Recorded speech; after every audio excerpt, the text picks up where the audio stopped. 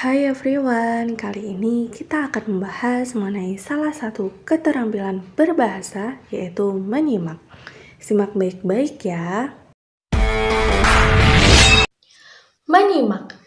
Menyimak adalah proses mendengar dengan pemahaman dan perhatian terhadap makna dan pesan yang terkandung dalam bunyi. Berbeda dengan mendengar, yang hanya merupakan penerimaan bunyi tanpa memperhatikan maknanya. Menyimak melibatkan aktivitas mental yang lebih aktif, mulai dari identifikasi bunyi hingga penafsiran dan penyampaian informasi.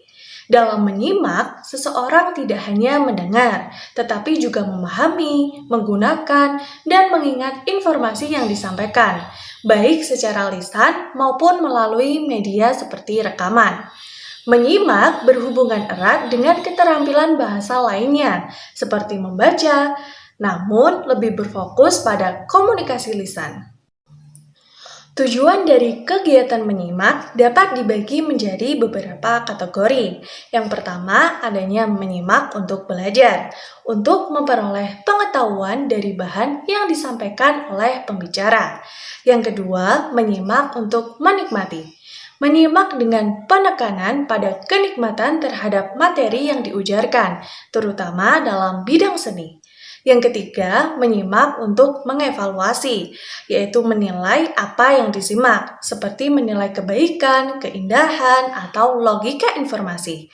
Yang keempat, menyimak untuk mengapresiasi, menikmati dan menghargai apa yang disimak, seperti pembacaan berita, puisi, musik, atau diskusi. Yang kelima, menyimak untuk mengkomunikasikan ide-ide agar dapat mencapai ide, gagasan, atau perasaan dengan lancar dan tepat. Yang keenam, adanya menyimak untuk membedakan bunyi. Membedakan bunyi-bunyi yang memiliki arti berbeda, terutama dalam pembelajaran bahasa asing.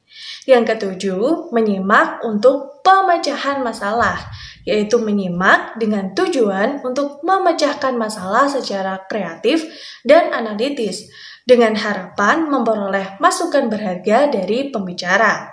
Yang kedelapan, adanya menyimak untuk meyakinkan, yaitu menyimak untuk meyakinkan diri sendiri terhadap suatu masalah atau pendapat yang selama ini diragukan. Jenis-jenis kegiatan dalam menyimak dibagi menjadi beberapa kategori. Yang pertama, adanya menyimak ekstensif, yaitu menyimak yang lebih umum dan bebas, tidak memerlukan bimbingan guru, biasanya melalui rekaman atau siaran seperti radio dan televisi. Yang kedua, adanya menyimak intensif, yaitu menyimak yang terarah dan lebih terkontrol, fokus pada butir bahasa atau pemahaman umum, seringkali bagian dari program pengajaran bahasa. Yang ketiga, adanya menyimak sosial, yaitu menyimak dalam situasi sosial atau percakapan, di mana orang saling mendengarkan dan memberikan respon yang pantas. Yang keempat, adanya menyimak sekunder, yaitu menyimak secara kebetulan atau dalam kegiatan lain, seperti mendengarkan musik sambil melakukan tugas lain.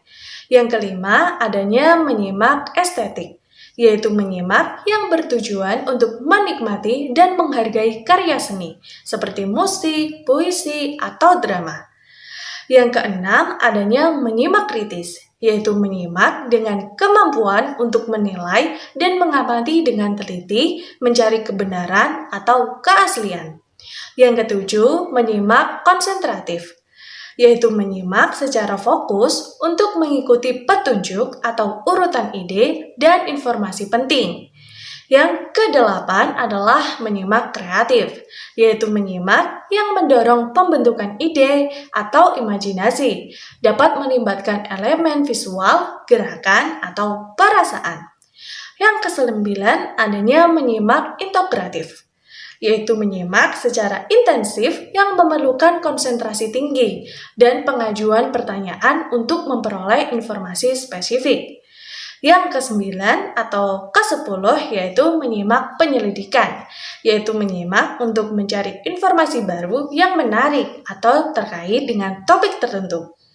Dan yang ke-11 adalah menyimak pasif, yaitu menyimak secara tidak sadar tanpa upaya aktif, seperti ketika mendengar bahasa asing dalam kehidupan sehari-hari.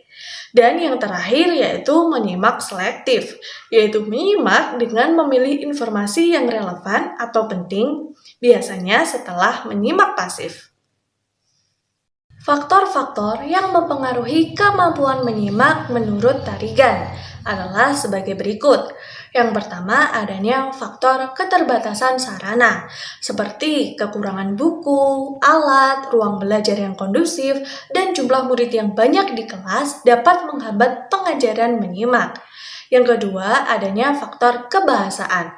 Kendala dalam mengenali bunyi, kata, kalimat, dan ujaran wacana, serta masalah dengan tanda baca, aksen, tekanan, jeda, dan intonasi, terutama dalam mempelajari bahasa asing. Yang ketiga, adanya faktor biologis, yaitu masalah pendengaran, seperti gangguan pada organ pendengaran, yang dapat menyulitkan seseorang dalam menyimak. Yang keempat, adanya faktor lingkungan. Lingkungan sekolah atau kelas yang bising atau penuh, gangguan suara dapat mengganggu kemampuan menyimak. Yang kelima, adanya faktor guru. Guru yang simpatik, terampil, dan menguasai materi pengajaran akan lebih berhasil dalam mengajarkan menyimak. Yang keenam, adanya faktor metodologi, yaitu guru yang menguasai berbagai metode mengajar menyimak akan lebih efektif dibandingkan yang hanya menguasai satu metode. Dan yang ketujuh, adanya faktor kurikulum. Kurikulum yang jelas dan terorganisir dengan baik akan mempermudah pengajaran menyimak dengan materi yang tidak terlalu padat dan disesuaikan dengan perkembangan murid. Yang kedelapan, adanya faktor-faktor tambahan seperti kurangnya penelitian yang terkontrol, validitas, reliabilitas tes mendengar, dan kurangnya koordinasi dalam penelitian, juga mempengaruhi pemahaman hasil pendengaran. Untuk meningkatkan kemampuan menyimak pada murid sekolah dasar, beberapa teknik yang dapat diterapkan menurut Tarigan antara lain. Yang pertama, adanya teknik loci, yaitu menggunakan visualisasi lokasi untuk membantu mengingat pesan. Pesan yang akan diingat dikaitkan dengan lokasi-lokasi tertentu yang mudah dikenali, sehingga memudahkan pemahaman dan pengingatan. Yang kedua, dengan teknik penggabungan, yaitu menghubungkan pesan-pesan yang akan diingat secara berantai. Setiap pesan dihubungkan dengan imaji atau gambaran tertentu dalam pikiran untuk memperkuat daya ingat. Yang ketiga, adanya teknik fonetik, yaitu menggunakan kombinasi angka, bunyi fonetik, dan kata-kata yang mewakili angka atau bunyi tersebut untuk memudahkan mengingat pesan. Yang keempat, adanya teknik pengelompokan kategorial, yaitu mengorganisir informasi dengan memberikan struktur baru. Dengan cara ini, informasi baru dapat dipahami dan diingat dengan lebih baik. Yang kelima, adanya teknik pemenggalan, yaitu memecahkan pesan yang panjang menjadi bagian-bagian yang lebih kecil agar lebih mudah diingat. Misalnya, memecah nomor telepon menjadi beberapa kelompok angka. Yang keenam, adanya konsentrasi. Pentingnya konsentrasi pada pesan yang dikirim oleh pembicara, pendengar harus bisa membagi perhatian untuk fokus pada informasi utama dan mengabaikan gangguan lainnya. Nah, dengan menggunakan teknik-teknik ini secara variatif, pengajaran menyimak di sekolah dasar dapat dilakukan secara lebih menarik dan efektif, dan menghindari kebosanan, serta meningkatkan hasil belajar murid dengan lebih baik lagi. I got so much motherfucking design on right now.